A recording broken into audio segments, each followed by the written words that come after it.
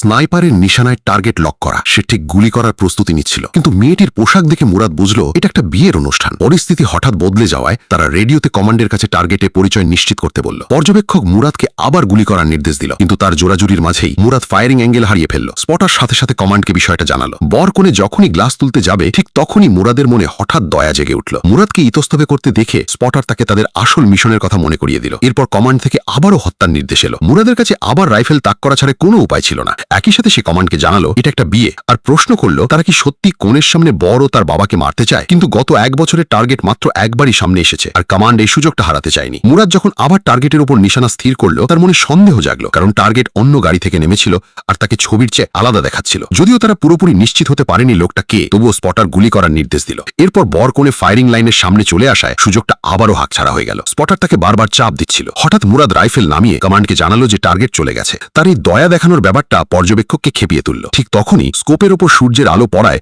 তাদের অবস্থান ফাঁস হয়ে গেল, আর সশস্ত্র রক্ষীরা সতর্ক হয়ে গেল। শত্রুটার সাথে সাথে ভারী গোলাবর্ষণ শুরু করলো আর তাদের ঘিরে ফেলার জন্য এগোতে লাগলো। শত্রু বেশি থাকায় লুকিয়ে থাকার জন্য মরুভূমির আরো গভীরে পালানো ছাড়া দুজনের আর কোনো উপায় ছিল না। কিন্তু এরপর তারা বালু ঝড়ের কবলে পড়ল আর পুরোপুরি দিক হারিয়ে ফেলল। কিছুক্ষণ পর মুরাদ টার্গেটকে দেখতে পেল। ঝড় থামার পর তারা পায়ে হেঁটে মরুভূমি পার হচ্ছিল। হঠাৎ মাটিতে পড়ে থাকা একটা ধাতব পাত মুরাদের নজর কাড়ল। মুরাদ সেটা তুলে নিল আর দেখল তাতে একটা মাথার খুলির ছাপ আঁকা। মুরাদের মনে হলো এখানে বিপদ থাকতে পারে, কিন্তু তার সঙ্গী ভাবল সে বেশি চিন্তা করছে আর হাসতে হাসতে পেছনের দিকে হাঁটতে লাগলো।